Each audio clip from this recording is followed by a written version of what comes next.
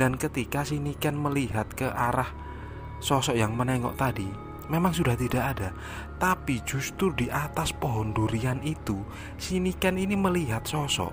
Nah, sosoknya ini hanya berwarna hitam, tapi sosok ini melambaikan tangan kepada si Niken, seolah-olah dia ini memanggil si Niken tersebut.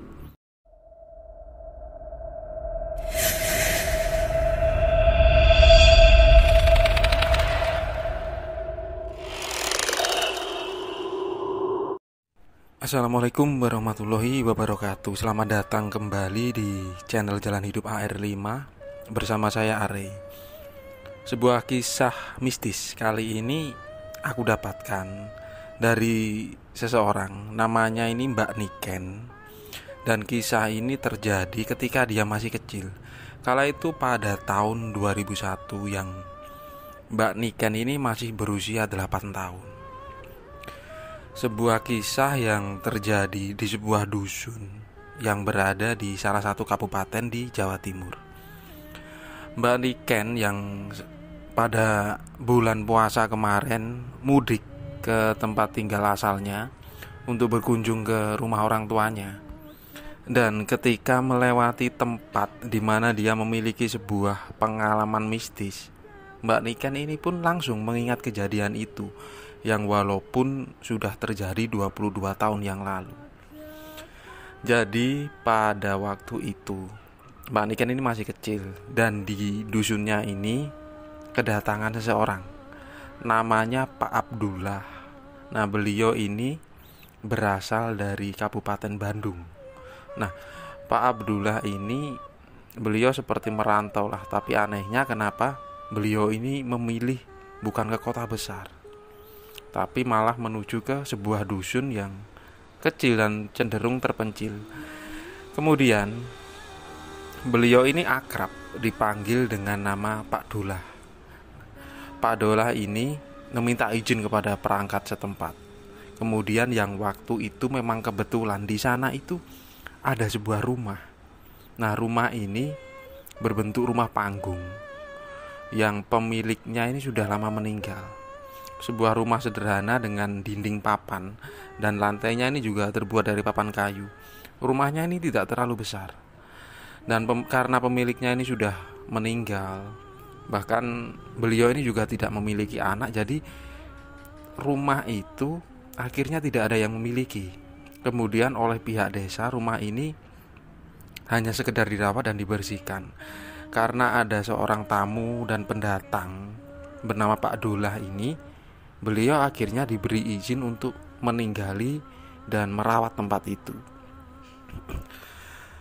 Kenapa Pak Dolah ini langsung diterima di dusun tersebut? Karena beliau ini langsung berbaur dengan warga sekitar.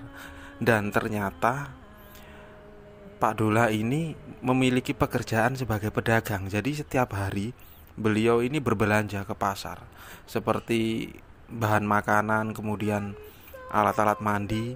Setelah itu beliau keliling kampung untuk menjual dagangannya tersebut. Nah, di sela-sela berjualan itu ternyata Pak Dolah ini beliau juga berbagi ilmu agama yang kemudian diterima oleh masyarakat setempat, yang memang mayoritas penduduk di tempat Mbak Niken ini beragama Muslim. Kemudian setiap hari beliau ini juga mengisi acara kegiatan setelah sholat berjamaah. Kemudian beliau ini berbagi ilmu dengan para jamaah yang ada di tempat itu. Dan pada suatu hari ketika Pak Dolah ini sudah cukup lama lah berada di kampung tersebut, beliau ini meminta izin kepada perangkat desa setempat untuk mengajar anak-anak itu mengaji. Bahkan kalau ada pemuda atau orang tua yang ingin belajar membaca Al-Quran, beliau ini akan sanggup dengan senang hati untuk mengajari mereka.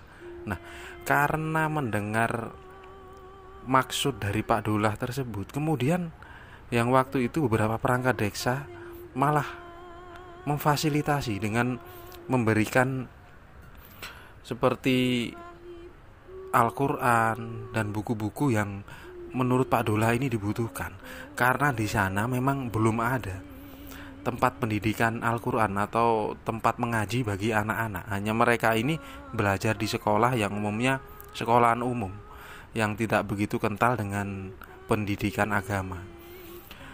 Selang beberapa waktu, murid-murid dari Pak Dola ini lumayan banyak, terutama anak-anak, termasuk Mbak Niken ini.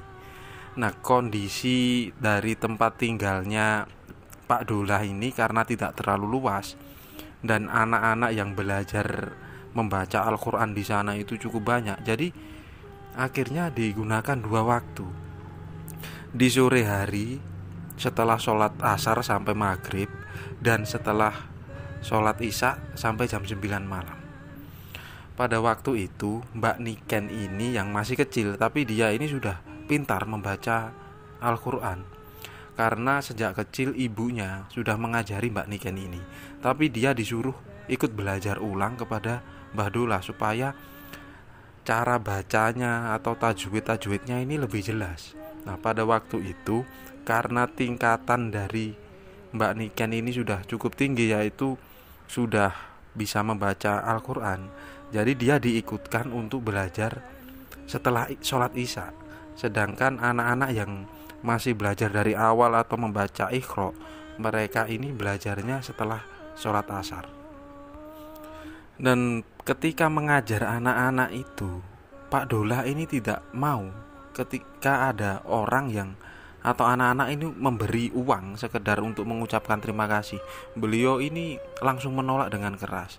Nah, oleh karena itu beberapa orang tua dari anak-anak yang belajar di situ, mereka itu sering berkunjung ke rumah Pak Dola ini sekedar mengantarkan beras atau gula atau kopi untuk sekedar mengucapkan terima kasih.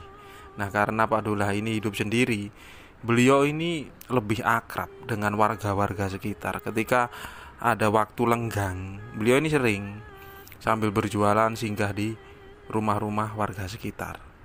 Nah, pada suatu malam Niken ini belajar waktu itu, dan jumlah murid yang belajar Al-Quran pada waktu itu hanya 11 orang. Nah, ketika dia ini merasa kalau waktu itu sudah cukup malam karena hampir jam 9, Niken ini pamit kepada Pak Dola untuk pulang ke rumahnya. Nah, sedangkan beberapa anak-anak ini masih mengikuti pelajaran tambahan. Nah, sebagai pandangan, rumah dari Pak Dola yang ditinggali ini hanya sebuah rumah yang tempatnya itu cukup jauh dari rumah-rumah penduduk lainnya, dan tempatnya ini berada di sebuah perbatasan desa. Untuk menuju ke tempat tinggal Pak Dola ini, anak-anak yang dari rumah-rumahnya itu mereka harus melewati sebuah kebun kopi yang walaupun jalanan waktu itu sudah aspal, tapi karena tempatnya belum terlalu ramai, jadi kalau malam itu nggak ada kendaraan berlalu lalang. Nah, kebun kopi ini sekitar 100 meter lah di kanan kiri jalan, dan di situ ada deretan pohon durian yang memang cukup besar. Nah, waktu itu Niken ini yang hampir jam 9, karena dia sebenarnya sebelum-sebelumnya itu kalau pulang dari mengaji itu dia minta awal. Jadi setelah selesai mengaji dia ini langsung pulang. Jadi sekitar jam setengah 8 waktu itu dia langsung pulang ke rumahnya. Tapi karena waktu itu banyak anak-anak yang berasal dari tingkatan Iqra menuju Al-Quran, jadi mereka didahulukan. Sedangkan Niken ini jamnya itu lebih mundur, lebih ke agak malam. Ketika si Niken ini selesai pamit dengan Pak Dola, dia kemudian keluar dari rumah beliau. Nah, sempat memandang arah ke kanan dan ke kiri, di jalan itu memang benar-benar sepi. Bahkan tidak ada pencahayaan sama sekali, karena di sana itu tidak ada lampu untuk jalan. Nah, Niken waktu itu sempat ragu untuk pulang. Dia ada pikiran untuk menunggu saudara sepupunya, tapi karena matanya sudah mulai mengantuk, jadi akhirnya si Niken ini nekat untuk pulang sendirian. Dia berjalan dengan pelan sambil memeluk sebuah mushaf Al-Quran yang digunakan untuk dia belajar. Di kegelapan malam itu dia harus melewati kebun kopi, yang kalaupun siang di tempat itu saja untuk lewat di sana itu dia jarang sekali. Nah, ketika dia berjalan, entah kenapa tiba-tiba kok ada pikiran dia itu takut di tempat itu. Semilir angin kemudian membuat si Niken ini lebih merinding. Di tengah-tengah kebun kopi tersebut yang di sebelah kanan itu ada sebuah pohon durian yang umurnya mungkin sudah puluhan tahun, karena pohon ini cukup besar sekali. Di situ sekelebatan si Niken itu melihat ada sosok. Nah, sosok ini berada di balik pohon durian tersebut. Nah, sosok ini kemudian seperti menengok si Niken. Nah, setelah si Niken sempat melirik ke arah sosok itu, dia kemudian menundukkan pandangannya. Dan ketika dia sudah melewati pohon tersebut, tiba-tiba si Niken ini pengen sekali untuk menoleh ke arah pohon durian tadi. Dan ketika si Niken melihat ke arah sosok yang menengok tadi, memang sudah tidak ada. Tapi justru di atas pohon durian itu, si Niken ini melihat sosok. Nah, sosoknya ini hanya berwarna hitam, tapi sosok ini melambaikan tangan kepada si Niken, seolah-olah dia ini memanggil si Niken tersebut. Nah, melihat pemandangan itu, sebuah sosok yang menurut Niken ini cukup menakutkan lah. Dan itu merupakan sebuah pemandangan yang pertama kali dia lihat. Pada akhirnya si Niken ini berlari. Nah, baru saja berlari, entah kenapa, mungkin karena tersandung, si Niken ini terjatuh. Nah, karena tidak ada yang membantu dan dia ini seorang diri, akhirnya dia berusaha untuk berdiri, walaupun tangan dan kakinya ini mengalami luka. Akhirnya si Niken ini sambil menangis, karena waktu itu dia memang masih kecil. Dia berjalan menuju ke rumahnya. Sesampainya di rumah, si Niken ini yang disambut oleh ibunya.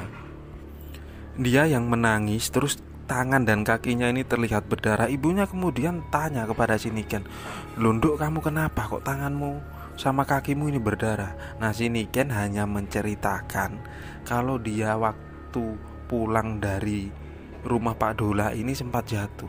Nah, ibunya akhirnya mengobati si Niken.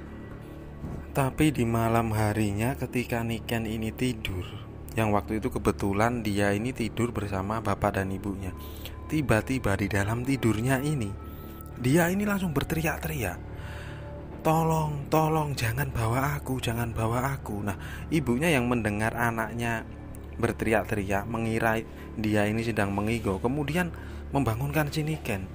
"Loh, Duk, kamu ini kenapa? Kamu mimpi tah? Makanya kalau mau tidur itu kamu berdoa dulu." Nah, kemudian si Niken ini kembali tidur. Keesokan paginya ketika dia ini baru bangun tidur, ternyata badannya ini panas. Dan kemudian ibunya ini melarang si Niken untuk berangkat sekolah dan sempat membawa ke sebuah puskesmas terdekat yang ada di kampung tersebut. Nah, setelah selesai berobat, ternyata Niken ini selama 3 hari dia itu masih sakit. Dan waktu itu dia ini tidak berangkat mengaji karena ada salah satu muridnya yang termasuk paling pintar di tempat mengajinya Pak Duloh tidak hadir beberapa hari. Kemudian Pak Duloh ini datang ke rumah si Niken bermaksud untuk bertanya kenapa dia tidak datang mengaji. Di situ akhirnya Niken ini bilang kepada orang tuanya, dan waktu itu juga ada Pak Duloh, tentang sebuah kejadian setelah dia ini pulang ngaji, yang waktu itu dia bertemu sosok yang menurut dia itu seram, dan itu baru pertama kali dia lihat. Nah, Pak Duloh akhirnya meminta sebuah air yang ada di gelas. Nah, kemudian beliau membaca doa lah, dan air itu kemudian diberikan kepada si Niken. Nah, di malam itu akhirnya Pak Dullah ini ngobrol dengan bapaknya Niken ini tentang seluk-beluk jalanan tersebut. Apakah memang di sana sebelumnya itu ada kisah-kisah seperti itu? Dan ternyata bapaknya Niken yang memang beliau ini orang asli di tempat itu sebelumnya pernah mendengar sebuah kisah. Pada waktu itu ada seorang pemuda. Dia ini baru saja pulang nonton sebuah acara pertunjukan di desa sebelah. Dan memang pada waktu itu jarang ada kendaraan. Dia ini pulang dengan beberapa orang berjalan di deretan jalan itu, di sebuah kebun kopi yang di sana ada pohon durian yang cukup besar. Dan salah satu pemuda itu sempat melihat ada sosok ini berwarna hitam dan dia ini sangat tinggi sekali, dan ukurannya itu hampir setinggi pohon durian tersebut.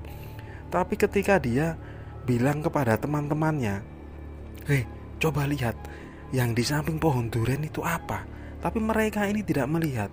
Dan si pemuda ini bersumpah kalau dia itu melihat sosok itu berdiri dan kemudian berjalan.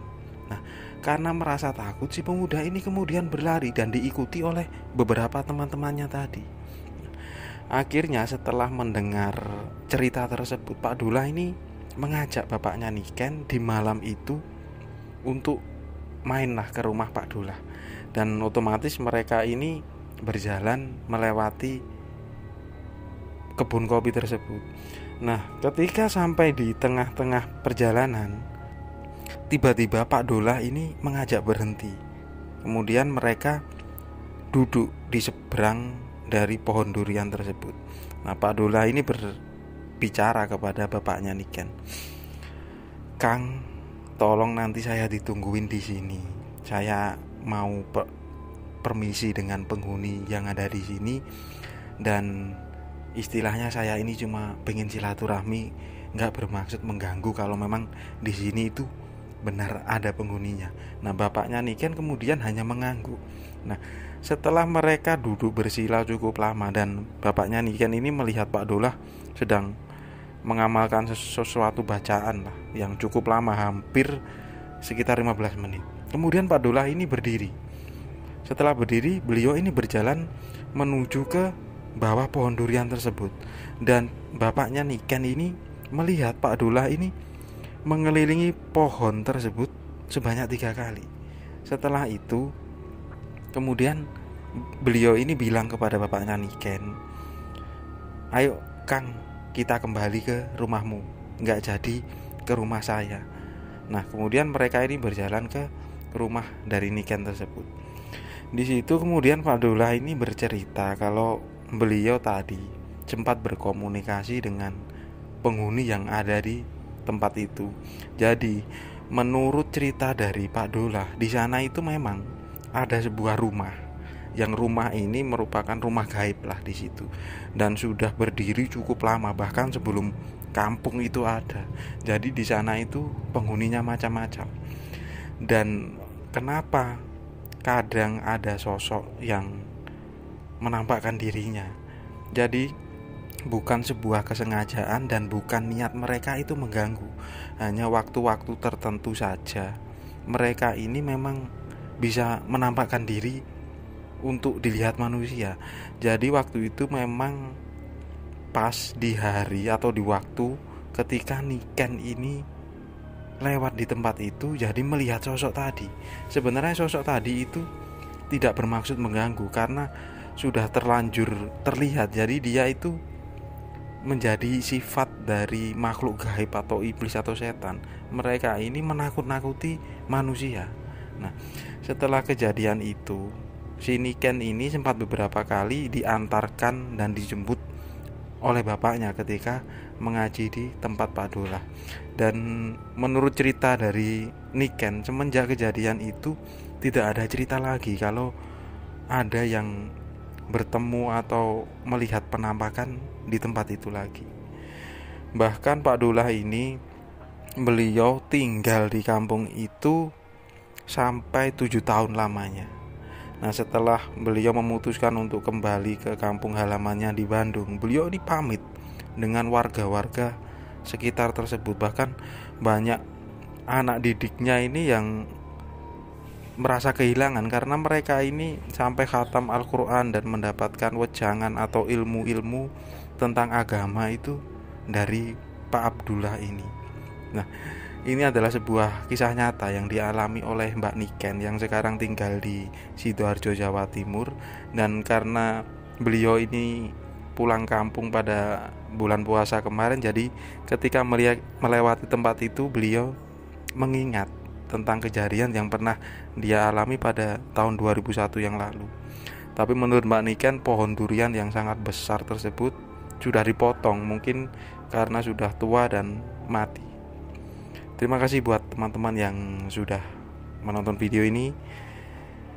Jika ada pengalaman tentang kejadian horor atau mistis berdasarkan kisah nyata, boleh di DM di Instagram saya. Terima kasih. Assalamualaikum warahmatullahi wabarakatuh.